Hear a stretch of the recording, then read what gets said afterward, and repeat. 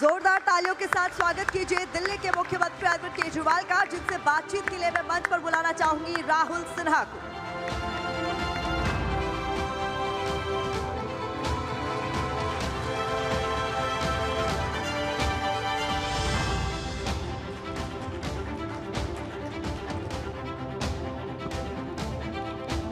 तालियों की आवाज थोड़ी कम आ रही है। मुझे लगता है जोरदार तालियों के साथ में अरविंद जी का स्वागत होना चाहिए। लोकसभा चुनाव का आगाज बस कुछ वक्त में ही होने वाला है और उस वक्त में देश की सियासत में कुछ अहम चेहरे हैं और उसमें से एक अहम चेहरे अरविंद केजरीवाल हमारे साथ मौजूद हैं। अरविंद केजरीवाल यानी देश की सियासत में एक टर्निंग पॉइंट। अरविंद केजरीवाल जिनकी जरूरत इस वक्त बहुत सारे लोगों को है, उन्हें किसकी जरूरत है इस पर बात करेंगे। लेकिन इस संवाद को अरविंद जी मैं शुरू करूं उससे पहले आपके ओपनिंग रिमार्क्स। राहुल जी, मैं कोई नेता नहीं हूं और ना मुझे नेतागिरी करनी आती, मुझे राजनीति नहीं करनी आती। और आपके दर्शक पिछले 3 दिनों से, जब से आपका ये कार्यक्रम चल रहा है, काफ़ी पॉलिटिक्स की बातें सुन चुके होंगे। तो मैं 2-3 बातें देश के बारे में करना चाहता हूं। हम किस्मत वाले हैं कि हमें देश के लोगों का, दिल्ली के लोगों का बहुत प्यार मिला। पार्टी बनते ही हमारी सरकार बन गई दिल्ली के अंदर। और दिल्ली में हमने जो काम किए हैं, कई सारे क्षेत्रों में काम किए हैं। बिजली है, पानी है, सीवर है, सड़कें हैं, शिक्षा है, स्वास्थ्य है। लेकिन आज मैं 3 सेक्टर्स की बात करना चाहूँगा। और दिल्ली में हमने जो इन 3 सेक्टर्स में काम किया है, वो पूरे देश को एक दिशा देता है। पूरे देश के अंदर उन तीनों सेक्टर्स का समाधान करने का और विकास करने का एक दिशा देता है। उसमें सबसे इंपॉर्टेंट है शिक्षा। मैं नहीं समझता पूरी दुनिया में कोई भी ऐसा विकसित देश है, डेवलप्ड कंट्री है, अमेरिका ले लीजिए, जापान ले लीजिए, यूरोपियन कंट्री कोई भी ले लीजिए, कोई भी ऐसा देश है जो अपने बच्चों को अच्छी शिक्षा दिए बिना विकसित हुआ। हमें अपने बच्चों को अच्छी शिक्षा देनी पड़ेगी। अनफॉर्चुनेटली 75 साल में हमने इस तरफ ध्यान नहीं दिया। दिल्ली के अंदर हमने 7-8 साल के अंदर ही इतना शानदार सरकारी स्कूल बना दिए कि आज दिल्ली के हर बच्चे को उतनी अच्छी शिक्षा मिल रही है जितनी प्राइवेट स्कूलों के अंदर मिल रही है। यहाँ तक कि दिल्ली के अंदर प्राइवेट स्कूलों से लगभग 4 लाख बच्चों ने अपने नाम कटवा के सरकारी स्कूलों में भर्ती हुए हैं। ये हमारा सबसे बड़ा एक तरह से सर्टिफिकेट है। अब पंजाब के अंदर हमने शिक्षा ठीक करनी चालू की है।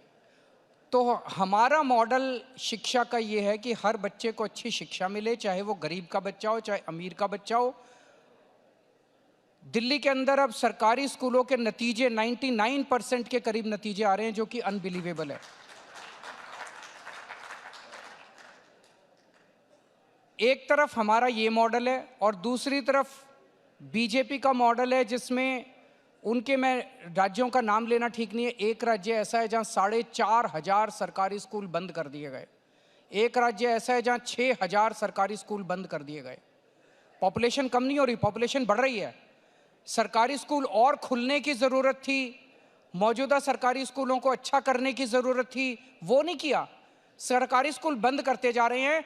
एक तरह से मैसेज ये है कि अपने बच्चों को जो पढ़ा सकता है, पैसा है तो प्राइवेट में पढ़ा लो, अब सरकार तुमको नहीं पढ़ाने वाली। तो पूरा प्राइवेटाइजेशन की तरफ वो है। मेरे को स्कूल बनाने आते हैं, मेरे को बच्चे पढ़ाने आते हैं। अब पंजाब के अंदर भी हम सारे सरकारी स्कूल ठीक कर रहे हैं। मैंने हिसाब लगाया है, देश के अंदर 10 लाख सरकारी स्कूल हैं जिसमें 17 करोड़ बच्चे पढ़ते हैं। इन 10 लाख सरकारी स्कूलों को प्राइवेट से भी अच्छा बनाने के लिए, शानदार बनाने के लिए 5 लाख करोड़ रुपए की जरूरत है। देश 5 लाख करोड़ रुपए दे सकता है। ये खर्चा नहीं है, ये इन्वेस्टमेंट है। ये बच्चे जो निकलेंगे, ये बच्चे इस देश का आगे विकास करेंगे। देश का विकास जनता करती है। ये 17 करोड़ बच्चों का भविष्य बनाएगा। मैं आपको एक उदाहरण देता हूं। एक बच्चा है, उसके पिताजी प्लम्बर का काम करते हैं पूर्वी दिल्ली में, 7,000 रुपये महीना कमाते हैं। उस बच्चे को, क्योंकि अब दिल्ली के सरकारी स्कूल अच्छे हो गए, उसका अब कंप्यूटर साइंस में एडमिशन हो गया एक आईआईटी में। अब वो बच्चा जब निकलेगा उसको 4 लाख रुपए 3 लाख रुपए महीने की तनख्वाह मिलनी चालू होगी, तो उस बच्चे के घर की गरीबी दूर हुई कि नहीं हुई? अगर हमने अपने सारे बच्चों को पढ़ा दिया, मैं आपको बता रहा हूं 7-8 साल के अंदर, एक जनरेशन के अंदर हमारे देश के अंदर से गरीबी दूर हो सकती है। तो ये एक मॉडल है जिसके जरिए हम देश की शिक्षा व्यवस्था को ठीक कर सकते हैं। दूसरा, स्वास्थ्य के ऊपर आते हैं। स्वास्थ्य के अंदर दिल्ली में हमने ढेरों मोहल्ला क्लिनिक बनाए, सारे सरकारी अस्पतालों को अच्छा कर दिया, सबका इलाज मुफ्त कर दिया, चाहे अमीर हो चाहे गरीब हो, चाहे 10 लाख रुपए का हो चाहे 5 लाख रुपए का हो, चाहे जितना भी खर्चा हो। डिस्प्रिन हो वो भी फ्री, ब्लड टेस्ट हो वो भी फ्री, सर्जरी हो वो भी फ्री, कैंसर हो वो भी, सब चीजों का इलाज मुफ्त कर दिया हमने। पूरे देश के अंदर हर व्यक्ति 140 करोड़ लोगों का इलाज मुफ्त करने के लिए, गांव-गांव के अंदर मोहल्ला क्लिनिक खोलने के लिए और पूरे देश के अंदर शानदार सरकारी अस्पताल बनाने के लिए 5 लाख करोड़ रुपए का खर्चा है। मुझे लगता है 5 लाख करोड़ रुपए देश दे सकता है। 5 लाख करोड़ रुपए में आपके स्कूल ठीक हो जाएंगे और 5 लाख करोड़ रुपए के अंदर आप सबका इलाज मुफ्त कर सकते हो। इसका पूरा, दूसरी तरफ उनका मॉडल है। उनका मॉडल क्या है हेल्थ का? आयुष्मान भारत। आयुष्मान भारत मतलब इंश्योरेंस मॉडल। वो कहते हैं कि 5 लाख रुपए का इलाज हर परिवार को हम मुफ्त देंगे, और 5 लाख रुपए से ज्यादा का इलाज हुआ तो, और उसमें भी वो कहते हैं केवल जिसकी 2.5 लाख रुपए सालाना तनख्वाह है उसको कम। दिल्ली में हमने, वो कहते हैं 2.5 लाख रुपए से जिसकी ज्यादा तनख्वाह है उसको आयुष्मान भारत नहीं मिलेगा। दिल्ली में हमारा मॉडल है, हम सबको फ्री इलाज देते हैं, चाहे 4 लाख रुपए तनख्वाह वाला हो। वो कहते हैं हम 5 लाख रुपए तक का परिवार को इलाज देंगे। हम कहते हैं जितना, भगवान ना करे बीमार हो कोई, लेकिन बीमारी में जितना खर्चा आएगा हम सारा देंगे। और उनके मॉडल के अंदर इंश्योरेंस कार्ड दे देते हैं। अब उत्तराखंड के पहाड़ों में चले जाओ, उस कार्ड का क्या करेंगे? वहाँ अस्पताल ही नहीं है। तो देश में अस्पताल बनाने पड़ेंगे, गांव-गांव के अंदर मोहल्ला क्लिनिक खोलने पड़ेंगे, हेल्थ का इंफ्रास्ट्रक्चर क्रिएट करना पड़ेगा। वो हमारा मॉडल है। और तीसरी चीज, बिजली। आज दिल्ली के अंदर जब हमारी सरकार बनी 6-6, 7-7 घंटे के पावर कट लगते थे। आज दिल्ली के अंदर 24 घंटे बिजली आती है। 2 साल पहले जब हमारी पंजाब में सरकार बनी 10-10 घंटे के पावर कट लगते थे। आज पंजाब में 24 घंटे बिजली आती है। देश के अंदर ना किसानों को बिजली मिल रही, ना इंडस्ट्री को बिजली मिल रही, और 10-10, 12-12 घंटे के गांव में चले जाओ, गांव में तो बिजली है ही नहीं पूरे देश के अंदर। पूरे देश को आज ये जान के ताज्जुब होगा जब मैं आपको ये स्टैटिस्टिक्स बताने जा रहा हूं।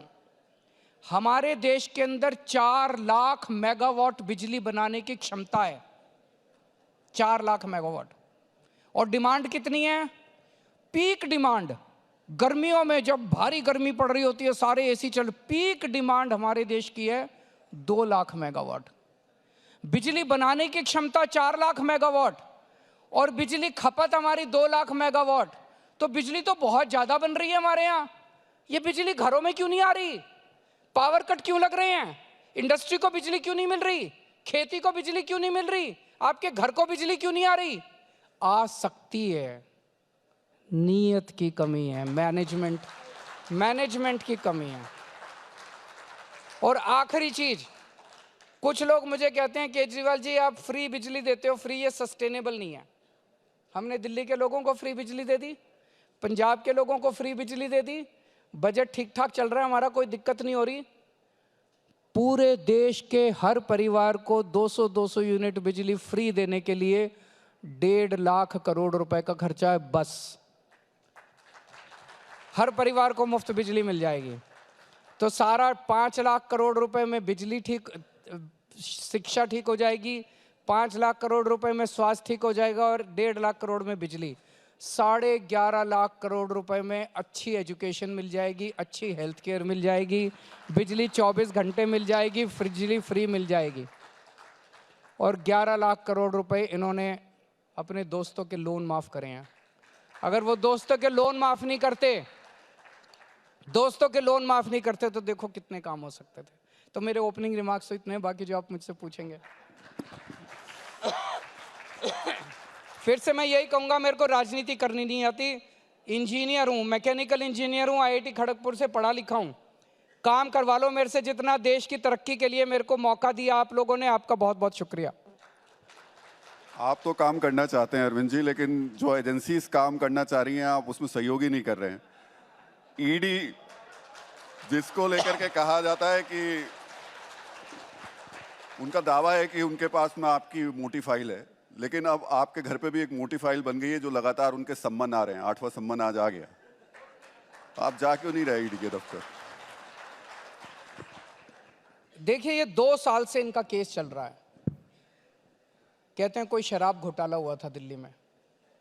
2 साल से इनका केस चल रहा है। इन 2 सालों के अंदर पता नहीं 1000 से ज़्यादा रेड मार चुके, पता नहीं कितने लोगों को गिरफ्तार कर चुके।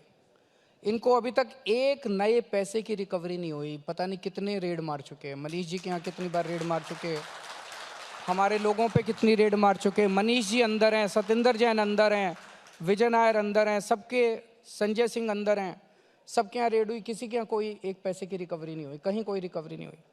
सुप्रीम कोर्ट में जब ये केस चला तो सुप्रीम कोर्ट की सुनवाई के दौरान जज साहब ने बार बार बोला कि एक आपके पास जरा सा भी एविडेंस नहीं है इस केस के अंदर। This case will not stay for 2 minutes also in the trial court. ये जज के रिमार्क्स थे। तो जाहिर तौर पे इनका मकसद कोई जांच वांच करना नहीं है। ये केस जांच करने के लिए नहीं है, ये केस आम आदमी पार्टी को क्रश करने के लिए है। ये आम आदमी पार्टी को क्रश करना चाहते हैं। पूरे देश के अंदर ऐसी पार्टी बता दी जिसके टॉप के नंबर 2, नंबर 3, नंबर 4 के नेता जेल के अंदर बैठे बिना किसी आरोप के। कोई आरोप नहीं, कुछ नहीं। तो ये आम आदमी पार्टी को क्यों क्रश करना चाहते हैं? मुझे लगता है देश नहीं दुनिया के इतिहास में ये अकेली पार्टी है जिसकी 10 साल के अंदर 2 राज्यों के अंदर सरकार बन गई। आज हमारी अकेली पार्टी है जो जनता के मुद्दों की बात करती है। इन लोगों से पूछ लीजिए इनको क्या चाहिए। इनको अपने बच्चों को पढ़ाना है, बीमार हो जाए घर में तो उसका इलाज कराना है, इनको सड़क चाहिए, इनको बिजली चाहिए, इनको पानी चाहिए। कौन सी पार्टी इन मुद्दों की बात करती है? केवल हमारी पार्टी इन मुद्दों की बात करती है। तो ये इनको अगर बीजेपी को आज खतरा है भविष्य में तो केवल आम आदमी पार्टी से खतरा है। और जैसे अंग्रेजी में कहते हैं निपिंग इन द बड, वो आम आदमी पार्टी को अभी क्रश कर देना चाहते हैं कि भविष्य का कोई खतरा ना बचे। तो इनका कोई जांच वांच इनका मकसद थोड़ी है। अरविंद जी, लेकिन आम आदमी के मन में जो सवाल है वो यही है कि अरविंद केजरीवाल इतने बुलाने के बाद क्यों नहीं जा रहे? कुछ गिरफ्तारी का डर है क्या? और आपकी पार्टी जो बार बार कहती है हर बार जब सम्मान आता है कि देखिए गिरफ्तार कर लेंगे, ये जो कहते हैं बार बार, ये क्यों कहते हैं? उत्सुकता है, उम्मीद है, या आपकी कोई स्ट्रेटेजी है? पूरा देश देख रहा है जब इनका मकसद जांच करना नहीं है तो इनका मकसद गिरफ्तारी करना है। इन्होंने, जैसे मैंने कहा, नंबर 2, नंबर 3, नंबर 4 सबको गिरफ्तार कर लिया। अब ये केजरीवाल को गिरफ्तार करना चाहते हैं। आज मेरे पास कुछ वॉलंटियर्स का फ़ोन आया, वो कच्ची कॉलोनियों में घूम रहे थे। उन्होंने फ़ोन करके बताया सर यहाँ पे लोग आपस में चर्चा कर रहे हैं। लोगों ने कहा कि अपने केजरीवाल को बोल देना बिल्कुल नहीं जाएगा ईडी में। बहुत अच्छा कर रहा है जो वो ईडी में नहीं जा रहा। ईडी का मकसद, केंद्र सरकार का मकसद कोई जांच वांच करना नहीं है। केंद्र सरकार का मकसद केवल और केवल केजरीवाल को गिरफ्तार करना है। तो इनका मकसद जांच से कोई, आज ईडी, सीबीआई, इनकम टैक्स, इन एजेंसीज का मकसद कोई जांच तो रह ही नहीं गया। जगह जगह ये एजेंसीज का इस्तेमाल करके पार्टियों को तोड़ रहे हैं। एनसीपी को तोड़ दिया, शिवसेना को तोड़ दिया, सरकारें गिरा रहे हैं, एमएलएज को। एक चीज बताओ, शिवराज सिंह चौहान बड़े कद्दावर नेता होते थे, छोटे मोटे नेता थोड़ी थे हमारे देश के। 3 times चीफ मिनिस्टर थे, 3 या 4 times चीफ मिनिस्टर थे, 3 times। वसुंधरा राजे जी कद्दावर नेता होती थी। एक झटके में उठा के उन्होंने शिवराज सिंह चौहान को परे कर दिया। एक झटके में उठा के उन्होंने वसुंधरा राजे को परे कर दिया। मैं आपको गारंटी के साथ कह सकता हूं, अगर ईडी नहीं होती तो आज इन दोनों ने अपनी अलग पार्टी बना ली होती और बीजेपी की नाक में दम कर दिया होता इन दोनों ने। ईडी से डरा डरा के आज केंद्र सरकार चली ईडी से रही है। इस पार्टी को तोड़ दो, उस सरकार को गिरा दो। ये क्या है? ये जनतंत्र नहीं है। हमारे देश के लिए बहुत खतरनाक है जो भी हो रहा है देश के अंदर। अरविंद जी, तो आज आप इस मंच पे कह रहे हैं कि ईडी सम्मन भेजती रहे, आप नहीं जाएंगे? मैं वही करूंगा जो कानूनी रूप से जायज है। अब मैं कानून पे आ जाता हूं, पॉलिटिकल बात छोड़ दीजिए। मैं कुछ सम्मन पे नहीं गया। ईडी ने मेरे खिलाफ कोर्ट में केस कर दिया। अब मैं कोर्ट में जाके कोर्ट को बताने वाला हूं कि कैसे ईडी के सम्मन इलीगल हैं। मेरे वकीलों ने बताया कि ईडी जो सम्मन भेज रही है वो इलीगल है, कानूनी रूप से सही नहीं है। मैं कोर्ट में जाके बताऊंगा। तो अब जब तक खुद ही ईडी वाले कोर्ट में गए, जब तक कोर्ट का ऑर्डर नहीं आ जाता तो ईडी को इंतजार करना चाहिए। वो ईडी कोर्ट के, भाई आपको कोर्ट पे यकीन नहीं है क्या? आप ही तो गए हो कोर्ट में, कोर्ट पे भरोसा रखो, कोर्ट का जजमेंट आ जाने दो।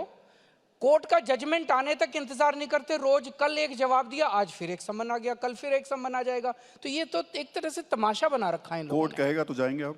कोर्ट कहेगा तो जाएंगे, कोर्ट कहे तो सही। इनके सम्मन्स जो हैं वो बिल्कुल इलीगल है। और क्यों इलीगल है मैंने इनको कानूनी जवाब दिया है, लेकिन मेरे ऑब्जेक्शंस का वो जवाब ही नहीं देते। अरविंद जी, जब आपने कोर्ट की बात की तो आपके उप मुख्यमंत्री मनीष सिसोदिया जेल में हैं, बेल नहीं मिल पा रही है उन्हें। क्यों ऐसा हो रहा है कि आप अदालत के सामने ऐसी बातें नहीं रख पा रहे कि वो निर्दोष हैं और कम से कम बेल तो दे ही दीजिए? दो चीजें हैं। सुप्रीम कोर्ट में जब ये केस चला, आपने देखा होगा, सुप्रीम कोर्ट में जज साहब ने बार बार कहा कि ईडी के पास कोई सबूत नहीं है, ईडी के पास कोई सबूत नहीं है, कोई सबूत नहीं है, कोई रिकवरी नहीं है, एक पैसे की रिकवरी नहीं है, ये केस 2 मिनट के लिए नहीं टिकेगा। ये तो उनकी लाइन थी, ये केस 2 मिनट में नहीं चलेगा। ईडी के केसेस में जमानत क्यों नहीं मिल रही लोगों को? किसी को नहीं मिल रही जमानत ईडी के केस के अंदर, क्यों नहीं मिल रही? अभी तक देश का कानून ये होता था, क्रिमिनल लॉ ये होता था, you are innocent till proved guilty.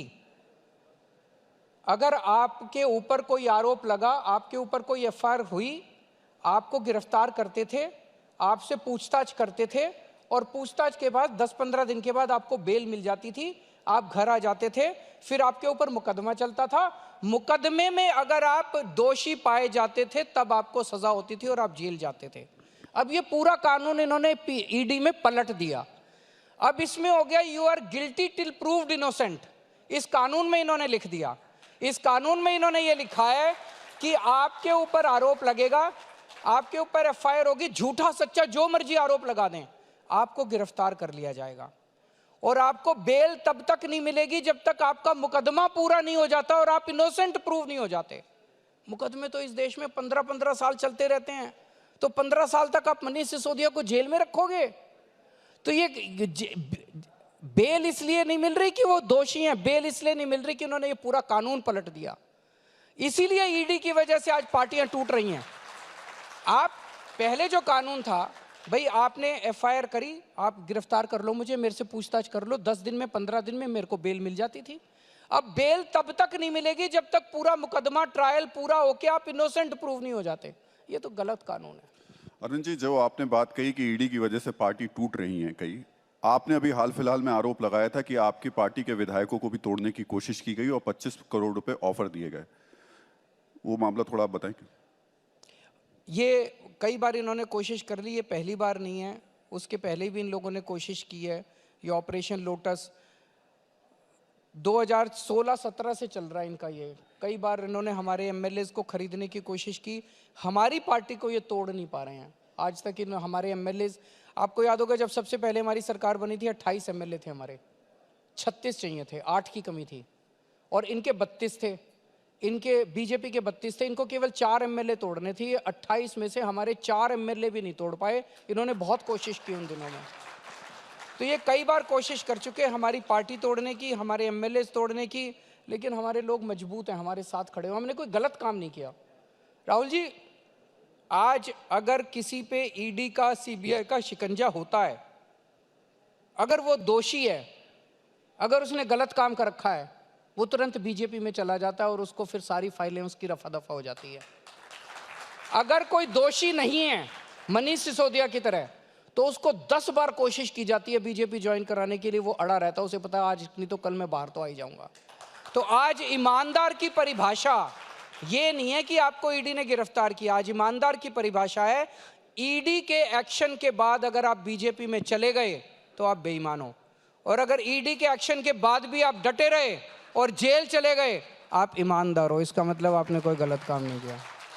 Arvind ji, मुझे याद आ रहा है जब आपकी सरकार बनी थी तब आपका एक ऐड बहुत चला था उस समय, और उसमें आपने कहा था कि अब कोई अगर रिश्वत देने आए तो उसका स्टिंग कर लेना और हमें भेज देना और हम कार्रवाई करेंगे। या आपके विधायक उनका स्टिंग क्यों नहीं कर लेते जो आपको ऑफर कर रहे हैं? स्टिंग पहले किए भी हैं हमारे, 1 या 2 स्टिंग हमने जारी भी किए थे। लेकिन राहुल जी सारा दिन, अब आप आए हमारे पास, आप मेरे दोस्त हो और आप उन लोगों का मैसेज लेके आए, मान लीजिए अब मैं अपने फ़ोन पे आपकी रिकॉर्डिंग थोड़ी करूँगा यार।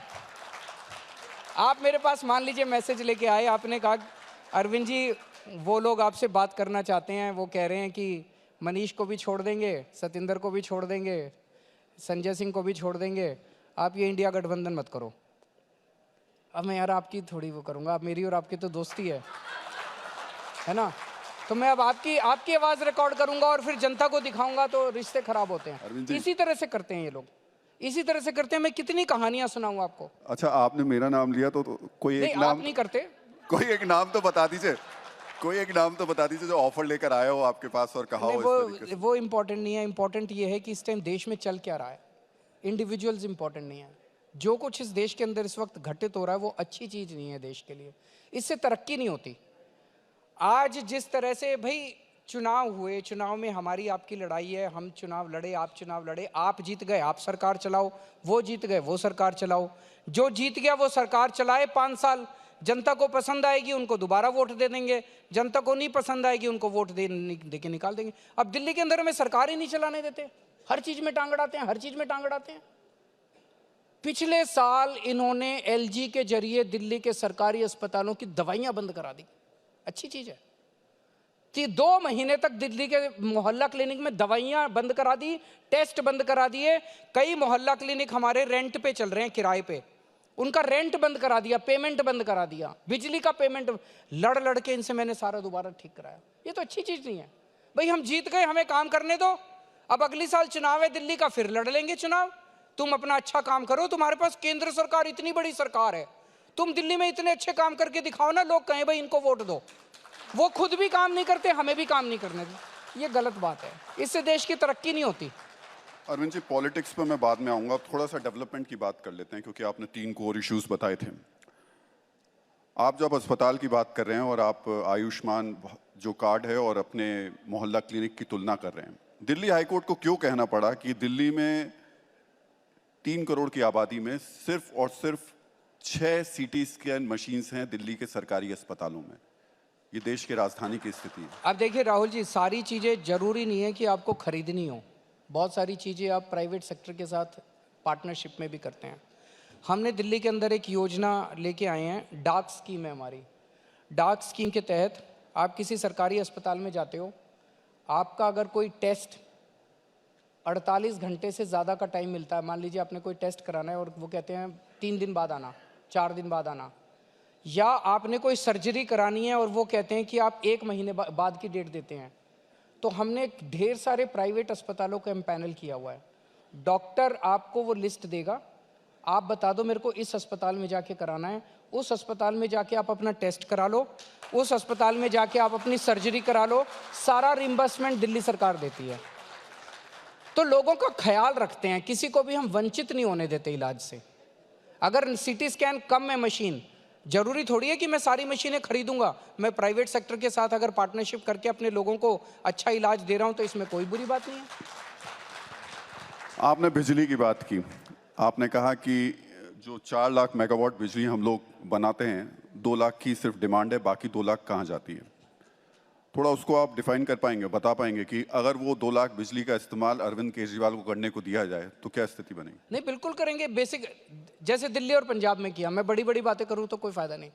दिल्ली के अंदर भी बिजली की अवेलेबिलिटी की प्रॉब्लम नहीं थी, इंफ्रास्ट्रक्चर की प्रॉब्लम थी। दिल्ली के अंदर तो मैंने और सतिंदर जैन ने खड़े होके, जैसे अपने घर में काम कराते हैं ना, गली गली के अंदर ट्रांसफार्मर खराब पड़े थे, तारें टूटी पड़ी थी, तारें गल गई थी, वो सारी रिप्लेस कराई हैं, इंफ्रास्ट्रक्चर को सुदृढ़ किया है। लोकल फॉल्ट होते थे बहुत ज़्यादा, कभी ट्रांसफार्मर उड़ गया, थोड़ा सा वोल्टेज ज़्यादा है, कभी ये उड़ गया। इन सारी चीज़ों को ठीक करके दिल्ली के अंदर 3 साल के अंदर हमने 24 घंटे बिजली कर दी। उसी तरह से पंजाब के अंदर बिजली ठीक की है। तो देश के अंदर भी जब हमारी मोटा मोटा डेटा ये बताता है कि देश में बिजली की अवेलेबिलिटी की प्रॉब्लम नहीं है, मैनेजमेंट की प्रॉब्लम है, उस मैनेजमेंट को ठीक करेंगे। इंजीनियर हूँ IIT का। अरविंद जी, आपने बोला कि आप सब्सिडी दे सकते हैं, बिजली मुफ्त दे सकते हैं, और क्योंकि आपका बजट ठीक चल रहा है इसलिए आप दे सकते हैं। एक तरफ आप ये कहते हैं, दूसरी तरफ आप ये भी कहते हैं कि केंद्र सरकार पैसा नहीं देती है, काम नहीं करने देते हैं। अगर केंद्र सरकार और पैसा दे, दिल्ली का बजट, जब से ये सीएजी की रिपोर्ट है 2017 की 18 की, जो कहती है कि दिल्ली सरकार अकेली सरकार है पूरे देश के अंदर जो नफ़े में चल रही है, बाकी सारी सरकारें घाटे में चल रही हैं, नंबर एक। दूसरी चीज़, सीएजी की रिपोर्ट कहती है जब से आम आदमी पार्टी की सरकार बनी है तब से हम नफ़े में चल रहे हैं, उसके पहले घाटे में चल रही थी दिल्ली सरकार। तो अकाउंट्स अच्छे आते हैं मेरे को, अकाउंट्स ठीक रखे हुए हैं, सारी सरकार नफ़े में चल रही है।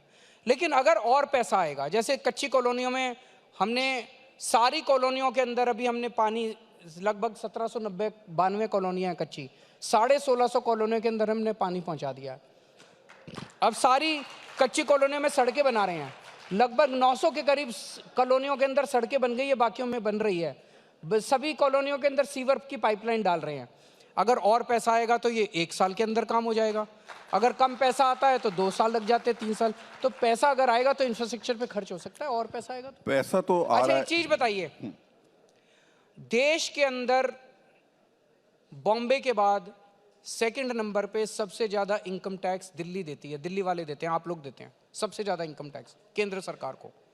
2 लाख करोड़ रुपए, 2 लाख करोड़ रुपए इनकम टैक्स दिल्ली वाले देते हैं केंद्र सरकार को। और बदले में केंद्र सरकार से क्या मिलता है साल का? 325 करोड़। तो ये तो चूसने वाली बात हुई ना भाई। हम एक ग्रोथ इंजन है, देश का एक ग्रोथ इंजन है। सोना देने वाली मुर्गी है, सोने के अंडे देने वाली मुर्गी का गला ही घोट दोगे तो फिर वो अंडे कैसे देगी? तो यार उसको, मुर्गी को अच्छा खिलाओ पिलाओ थोड़ा सा। अगर 2 लाख करोड़ रुपए हम देते हैं, 2 लाख करोड़ रुपए में से आप 20,000 करोड़ तो हमारा हक बनता है, 20,000 करोड़ रुपए तो दिल्ली वालों को मिलने चाहिए वापस उसमें से। बाकी आप, देश गरीब है हम मानते हैं, बाकी आप पूरे देश में बांट दो। दिल्ली वालों को उसमें से 20,000 करोड़ तो देना बनता है, 325 करोड़ रुपए देते हैं। बताओ मैं क्या गलत मांगता हूं उनसे? अरविंद जी, मेरा जो अगला सवाल है वो भी थोड़ा उलझा हुआ सा है। ये हकीकत है कि दिल्ली में लोगों की जो प्रति व्यक्ति आय है वो 14% बढ़ी है, राष्ट्रीय औसत से 158% ज़्यादा हुई है। बहुत अच्छा कमा रहे हैं दिल्ली वाले, लेकिन पॉल्यूशन की वजह से इंडस्ट्री यहाँ नहीं आ रही, फिर कमा कहाँ से रहे हैं? देखिए, इंडस्ट्री जो नॉर्मल इंडस्ट्री है वो वैसे भी दिल्ली के अंदर कम है। 85% दिल्ली की इकोनॉमी जो है वो सर्विस इंडस्ट्री से चलती है। जो ये पोल्यूटिंग इंडस्ट्री जो होती थी वो वैसे भी दिल्ली के बाहर भेज दी गई थी कई साल पहले सुप्रीम कोर्ट के ऑर्डर्स के तहत। तो आज ये वाली इंडस्ट्री वैसे भी दिल्ली के अंदर नहीं आ सकती। सर्विस इंडस्ट्री आ सकती है, वो आ रही है, काफ़ी बड़े पैमाने पे आ रही है। और जब से हमारी सरकार आई है, जो कि ईमानदार सरकार है, जिसके अंदर रेड टेपिज्म नहीं है, तो बहुत बड़े स्तर के ऊपर इकोनॉमिक एक्टिविटी, आपने खुद ही कहा कि प्रति व्यक्ति आय बढ़ रही है। प्रति व्यक्ति आय तो तभी बढ़ेगी ना जब इकोनॉमिक एक्टिविटीज़ बढ़ रही हैं दिल्ली के अंदर। और इकोनॉमिक एक्टिविटीज़ क्यों बढ़ रही हैं, उसका एक बेसिक, सबसे सिंपल आसान तरीका समझाने का है। 2 काम किए हैं हमने एक आम आदमी के हाथ में पैसा दिया है। कैसे पैसा दिया है? उसकी बिजली मुफ्त कर दी, उसका पानी मुफ्त कर दिया, उसका बसों का किराया महिलाओं का मुफ्त कर दिया, उसका शिक्षा मुफ्त कर दी बच्चों की, उसका इलाज मुफ्त कर दिया। 5 बड़ी चीज़ें। अभी मैंने एक सर्वे कराया था कई वॉलंटियर्स को भेज के, कम से कम नहीं तो हर महीने 5 से 10 हज़ार रुपये महीना हर परिवार का बचने लगा है। अगर आपके हाथ में 10 हज़ार रुपये महीना एक्स्ट्रा इनकम आएगी तो आप फिर उससे सामान खरीदोगे, बच्चों के लिए और सब्जी खरीदोगे, बच्चों के लिए खाने पीने की चीज़ें खरीदोगे, कपड़े खरीदोगे, घर का सामान खरीदोगे। इससे इकोनॉमी के अंदर डिमांड बढ़ती है, और जब इकोनॉमी में डिमांड बढ़ती है तभी इकोनॉमिक ग्रोथ होती है। दूसरा, हमने आने के बाद दिल्ली के अंदर मिनिमम वेज पहले 7,000 या 8,000 होता था, हमने आते ही 15,000 कर दिया, डबल कर दिया मिनिमम वेज।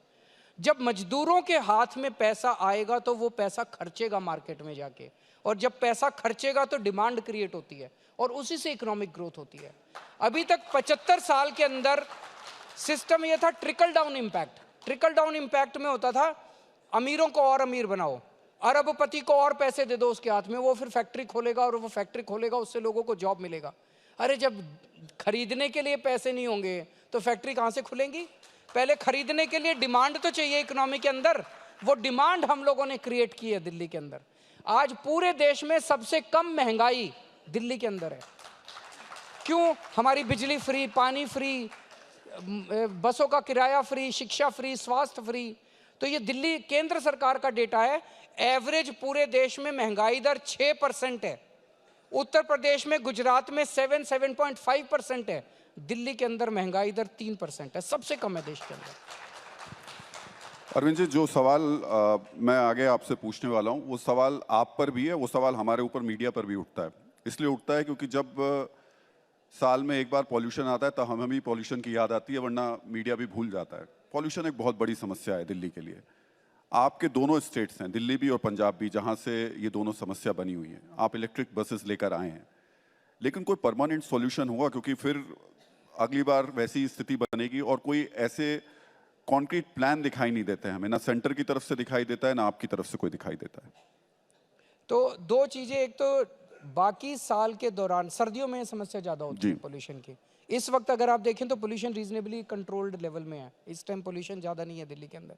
लेकिन जब वो अक्टूबर नवंबर आता है और पराली जो हरियाणा पंजाब से आके जलती है और यहाँ पे धुआं आता है, उस टाइम बहुत ज़्यादा बढ़ जाता है। तो मान साहब जो हैं पंजाब के अंदर, कई सारे उन्होंने स्टेप्स उठाए हैं। इस साल बताया जा रहा था कि 30% पोल्यूशन कम हुआ है, लेकिन 30% पोल्यूशन कम होना सेटिस्फैक्ट्री नहीं है, हमें पोल्यूशन खत्म करना है। तो कई सारे स्टेप्स लिए जा रहे हैं। दिल्ली सरकार अपने लेवल पे ले रही है कि हम इंटरनल सोर्सेज को कम करें, और वो पंजाब के स्तर के ऊपर ले रहे हैं। मुझे उम्मीद है कि ये 75 साल पुरानी प्रॉब्लम है, साल 2 साल और लगेंगे लेकिन ठीक हो जाएगा। मुझे पूरी उम्मीद है कि ठीक हो जाएगा। मतलब आप कह रहे हैं कि अगले 2 साल में दिल्ली में पॉल्यूशन की समस्या काफ़ी कम होगा, काफ़ी कम होगा। ये एक खासकर इन 2 महीनों के दौरान। तो अब पराली की धुंध से हट के राजनीतिक धुंध की तरफ चलते हैं। ये जो इंडिया गठबंधन पे धुंध छाई हुई थी, ये साफ हो गई? मैं समझता हूँ कि कुछ मूवमेंट शुरू हुआ है, लेकिन मैं सेटिस्फाइड नहीं हूँ। मुझे लगता है कि काफ़ी पहले काफ़ी सारी एक्टिविटीज़ करनी चाहिए थी और हम लोगों ने नहीं की, तो ये ठीक नहीं हुआ। अगर समय रहते काफ़ी पहले अगर हम तेज़ी से काम करते, एक्टिविटी करते, तो नतीजे बहुत अच्छे और हो सकते थे। कहाँ किसकी तरफ से चूक रह गई? देखिए, इंडिया गठबंधन को लीड कांग्रेस कर रही है, कांग्रेस को इनिशिएटिव लेना चाहिए था, काफ़ी कमी रह गई उधर। आप कह रहे हैं कि कांग्रेस अगर पहले इनिशिएट लेती तो आज तस्वीर कुछ और होती? बिल्कुल। आपका गठबंधन तो अभी हाल फिलहाल हुआ है, वो सही तरीके से आप मान के सीट शेयरिंग अच्छी हो गई है, ठीक हो गई है। कहाँ आप मानते हैं कि कांग्रेस अगर थोड़ा सा बड़ा दिल दिखाती तो गठबंधन और मजबूत होता? मुझे लगता है ये मंच नहीं है जिसमें हम एक दूसरे की कमियां निकालें। अभी ये है कि जितना बचा है इसको मैक्सिमाइज कैसे कर सकते हैं, जो भी आज है, जितना भी आज है, इसको मैक्सिमाइज करके रिजल्ट्स को मैक्सिमाइज कैसे कर सकते हैं, उस पर चर्चा होनी चाहिए। अरुण जी, क्योंकि आपकी टक्कर जिन लोगों से है, यानी कि बीजेपी से है, वो अपना टारगेट 400 पार बता रहे हैं। 370 अकेले बीजेपी बात कर रही है। वो तो बकवास कर रहे हैं।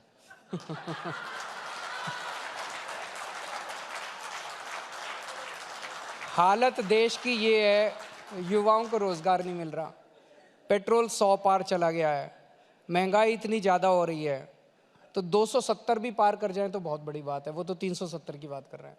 मतलब आप कह रहे हैं कि पूर्ण बहुमत भी नहीं मिल पाएगा? मतलब हालत तो देश के अंदर, हालत तो यही है। नाराजगी, केंद्र सरकार से नाराजगी इतनी ज़्यादा है कि एक वो इंडिया शाइनिंग भी हुआ था। इंडिया शाइनिंग में भी उन्होंने कहा था देश बड़ी तरक्की कर रहा है और ये, और वो लोगों ने बता दिया तरक्की कितनी कर रहा है। तो आज भी ये वही माहौल बनाने की कोशिश कर रहे हैं कि ये विश्व गुरु बन गए हैं, ये कर रहे हैं, वो कर रहे हैं। आम आदमी की ज़िंदगी के अंदर ज़रा सा भी सुधार नहीं हो रहा है। एक फॉल्स परसेप्शन क्रिएट किया जा रहा है, इवेंट मैनेजमेंट हो रहे हैं। जनता की ज़िंदगी जब तक नहीं सुधरेगी तब तक कैसे काम चलेगा? अरविंद जी, राम मंदिर का मुद्दा तो प्रभावित करेगा? नहीं, अच्छा है, राम मंदिर होना चाहिए। हमने भी उस टाइम, मैं भी गया था अपने पेरेंट्स को लेके, अपनी पत्नी को लेके। मान साहब भी गए थे, मान साहब भगवंत मान जी अपनी माता जी को और अपनी पत्नी को लेके गए थे। सबकी श्रद्धा है, 140 करोड़ लोगों की श्रद्धा है राम मंदिर के अंदर। पर राम मंदिर के नाम पे वोट नहीं मांगने चाहिए, वो गलत बात है। पर्सनल श्रद्धा की बात है। मैं राम जी का भक्त हूँ, मैं हनुमान जी का भक्त हूँ, मैं शिव जी का भक्त हूँ, ये मेरी पर्सनल श्रद्धा है, सबको अधिकार है। 2014 के जो अरविंद केजरीवाल थे, वो जब बात करते थे तो बिजली, पानी, शिक्षा, इन सब की बात करते थे। 2023 तक आते आते अरविंद केजरीवाल सॉफ्ट हिंदुत्व की बात करने लगे। उन्हें भी मंदिर में, उन्हें भी पूजा पाठ करते हुए दिखाना पड़ा। ना, बिल्कुल नहीं हो। आप मुझे जानते नहीं हो। मैं तो बहुत पहले से जानता हूँ ना, आपको। आप मेरे को मैंने कभी आपको बताया ही नहीं कि मैं किस किस की भक्ति करता हूँ, किस किस की भक्ति नहीं करता। ना आपने कभी मेरे से पूछा और ना कभी मैंने आपको बताया। आप मेरे घर आते तो मैं आपको बताता कि ये हमारे घर में मंदिर है, यहाँ पे मैं अपने माता पिता के साथ, पत्नी के साथ यहाँ पूजा करता हूँ। अब अगर मैं राम मंदिर चला गया, मैंने तो कोई उसका ढिंडोरा नहीं पीटा चारों तरफ, मैं तो गया और आ गया भक्ति करके, ना मैंने कोई ढिंडोरा पीटा। तो मैं अगर वहाँ चला गया, पूजन कराया, उनका आशीर्वाद ले आया भगवान जी का, तो इसमें क्या गलत है? कहते हैं ये सॉफ्ट हिंदुत्व है। ये मेरी अपनी श्रद्धा है, मेरी अपनी भक्ति है। ये कोई हिंदुत्व, सॉफ्ट हिंदुत्व, हार्ड हिंदुत्व, ये टर्म्स तब आती हैं जब आप हिंदुत्व के ज़रिए वोट लेने की कोशिश करते हैं, जब आप हिंदुत्व के ज़रिए अपने भक्ति की नुमाइश करते हैं, जब आप, वो सही नहीं है। अरविंद जी, एक सवाल जरूर जो कि इस वक्त हर आम आदमी के मन में है। आपने जो गठबंधन कांग्रेस से किया, एक वक्त था जब आपने कांग्रेस पर ही कहा था कि ये पार्टी सही नहीं है, करप्शन के चार्जेस लगाए, फिर उसी कांग्रेस से गठबंधन करने की वजह? आज देश की हालत इस समय समय अलग होता है, हर समय अलग होता है, परिस्थितियां अलग होती हैं। आज देश की हालत इस तरह, जिस तरह की केंद्र सरकार है, उस सरकार ने पूरे देश का बेड़ा गर्क कर दिया है। एक तरफ लोग दुखी हैं और दूसरी तरफ जनतंत्र के ऊपर पूरी तरह से प्रहार हो रहा है। इस वक्त सब लोगों को साथ आके, केवल बात कांग्रेस की नहीं है, 140 करोड़ लोगों को साथ आके ये केंद्र से सरकार हटाने की ज़रूरत है। स्कूलों की थोड़ी बात कर लेते हैं। स्कूलों की जो व्यवस्था दिल्ली में लागू की गई,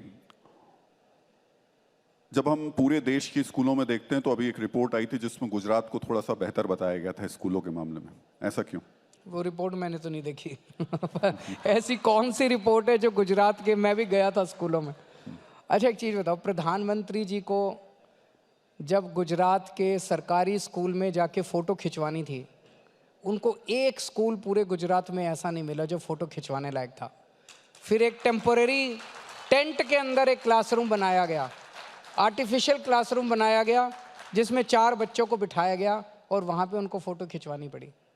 कहाँ से गुजरात के स्कूल अच्छे हो गए? ये अपनी रिपोर्ट बना लेते हैं, बिकॉज इन्हीं की अपनी सरकार है। सेंट्रल गवर्नमेंट की रिपोर्ट होगी, सेंट्रल गवर्नमेंट। हाँ सेंट्रल गवर्नमेंट की रिपोर्ट। लेकिन उसी सेंट्रल गवर्नमेंट की रिपोर्ट आपने पहले भी कोट की थी अरविंद जी। पर उन स्कूलों की बात जरूर कर लेते हैं जिन स्कूलों को लेकर के आप काम कर रहे हैं। आपने अभी तक जो काम किया वो तो ठीक है, भविष्य की रणनीति क्या है उसको लेकर? क्या भविष्य की रणनीति उन स्कूलों को लेकर आपकी? नहीं, भविष्य के अंदर अब हमारे जितने सरकारी दिल्ली सरकार के स्कूल थे, कुछ एक छोड़ के बाकी सारी स्कूलों का इंफ्रास्ट्रक्चर बहुत अच्छा हो गया। जो बच गए उनको करेंगे। एमसीडी अब हमारे पास आई है। एमसीडी के लगभग 1800 प्राइमरी स्कूल हैं, उनकी भी हालत बहुत ख़राब है। नेक्स्ट स्टेज में उनको सबको ठीक करना है, उनको बेहतर बनाना है। और स्कूलों के अंदर अब इंफ्रास्ट्रक्चर ठीक कर दिया, टीचर्स को मोटिवेट कर दिया। अब करिकुलम जो है उसके ऊपर चर्चा चल रही है। आपको जान के ताज्जुब होगा कि हम 11वीं और 12वीं के बच्चों को बिजनेस करना सिखा रहे हैं। 11वीं 12वीं के स्कूल के बच्चों को। हमारा ये मानना है कि देश के अंदर बेरोजगारी तब तक ठीक नहीं हो सकती जब तक हमारे बच्चे जो निकलते हैं, कोई बीएससी करके निकल रहा है, कोई बीए करके निकल रहा है, कोई बीकॉम करके निकल रहा है, कोई एलएलबी करके निकल रहा है, और हर बच्चा निकलने के बाद नौकरी ढूंढ रहा है। इतनी नौकरियां कहां से आएंगी? हमें अपने बच्चों को बिजनेस करना सिखाना है ताकि वो स्कूल से निकलने के बाद नौकरी ढूंढने वाला नहीं, नौकरी देने वाला बने। वो हम सिखा रहे हैं। आपको जान के वहाँ पे अब हमारे लगभग 2.5 लाख बच्चे हैं 12वीं क्लास के अंदर पूरे सिस्टम में। हर बच्चे को हम 2-2 हज़ार रुपये देते हैं और उनको कहते हैं कोई बिजनेस आइडिया सोचो। तो 5 बच्चे 10 बच्चे इकट्ठे हो जाते हैं, तो 10 बच्चे इकट्ठे हो गए तो उनके 20,000 रुपये हो गए। वो फिर कोई बिजनेस आइडिया सोचते हैं, उसको मार्केटिंग करते हैं, फेसबुक पे, व्हाट्सएप पे अपना माल बेचते हैं, फिर हम बड़े बड़े देश के उद्योगपतियों को लाके उन बच्चों से प्रेजेंटेशन कराते हैं। वो बच्चे प्रेजेंटेशन करके उन उद्योगपतियों से अपना लोन रेज करते हैं। 11वीं के बच्चे, 12वीं के बच्चे, सरकारी स्कूलों के बच्चे। आपको जान के एक ताज्जुब होगा, एक बच्ची से जब हम एक टीम से जब हम प्रेजेंटेशन ले रहे थे, वो टीम की बच्ची कहती है प्रेजेंटेशन देते टाइम कि सर अब मैंने लगभग 30 लोगों को, युवाओं को रोजगार दे दिया है, अब अगली स्टेज के अंदर हम IIT दिल्ली में जा रहे हैं रिक्रूटमेंट करने के लिए। 12वीं की बच्ची, दिल्ली के सरकारी स्कूल की बच्ची कॉन्फिडेंस के साथ कह रही है कि मैं कैंपस इंटरव्यू करने के लिए IIT दिल्ली जा रही हूं।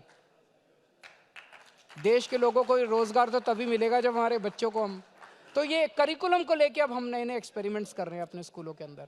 करिकुलम में जब आप चेंजेस कर रहे हैं तो इतिहास की किताब तो नहीं बदलेंगे आप? नहीं, इतिहास की किताब नहीं बदली, लेकिन जैसे अभी हमने हैप्पीनेस करिकुलम किया, खुश कैसे रहना है, तो हर क्लास के अंदर रोज सुबह 45 मिनट पहले 45 मिनट मेडिटेशन होती है, उनको इंस्पायरिंग कहानियां सुनाई जाती है। और आपको जान के ताज्जुब होगा, जब वो ट्रंप साहब आए थे देश में, उनकी वाइफ मेलेनिया ट्रंप, वो दिल्ली के सरकारी स्कूल के हैप्पीनेस क्लास अटेंड करके गई थी हमारी। उसने वहाँ सुना हुआ था, अमेरिका में सुना था कि दिल्ली के सरकारी स्कूलों में कोई हैप्पीनेस क्लास चलती है जो बहुत अच्छी है। वो आई, उसने 45 मिनट पूरी हैप्पीनेस क्लास अटेंड की थी। अरविंद जी, फिर से थोड़ा सा पॉलिटिकल सवाल मैं ज़रूर पूछूंगा। थोड़ी देर पहले इसी मंच पर असदुद्दीन ओवैसी साहब थे और आपका जब जिक्र आता है तो वो आपको बीजेपी का छोटा रिचार्ज कहते हैं। उनको कहने दो यार, उनकी क्या सच्चाई है सारा देश जानता है। आप उनको सीरियसली, आप उनको अपने मंच पे बुलाते ही क्यों हो? उनके प्रश्नों के जवाब नहीं देने मुझे। पर आप उनको अपने गठबंधन में शामिल क्यों नहीं करते? वो भी तो बीजेपी के विरोध में ही रहते हैं। हाँ, वो तो बीजेपी के साथ ही मिले हुए हैं। सब लोग जानते हैं कि उनको बीजेपी वोट काटने के लिए इस्तेमाल करती है। ममता बनर्जी जिस तरीके से शुरुआत में आई और कांग्रेस का भी उनके साथ में जिस तरीके से अभी गतिरोध बना हुआ है, बहुत हद तक अभी बहुत क्लियरिटी नहीं हो रही है। आपको लग रहा है अरविंद जी, नीतीश कुमार का जाना, ममता से उस तरीके से बातचीत ना हो पाना, यूपी में तो हो गया, आपसे हो गया, ये आपके लिए वो जादुई आंकड़ा नहीं ला पाएगा जो आप उम्मीद कर रहे हैं? मैं उम्मीद करता हूं कि आने वाले समय में जो भी कड़वाहट है या जो भी ऑब्स्टेकल्स हैं वो दूर होंगे, और बाकी भी जितने पार्टनर्स हैं उनके साथ भी सीट शेयरिंग अच्छे माहौल में पूरी होनी चाहिए। आपने तो बातचीत की है, मामला फंसता कहाँ है, पे किस जगह जाकर फंस जाता है? देखिए, अंदर 10 तरह के वो होते हैं, यहाँ चर्चा नहीं की जा सकती, लेकिन सब लोगों को बैठ के एक अच्छे माहौल के अंदर देश को बचाने के लिए ये करना चाहिए।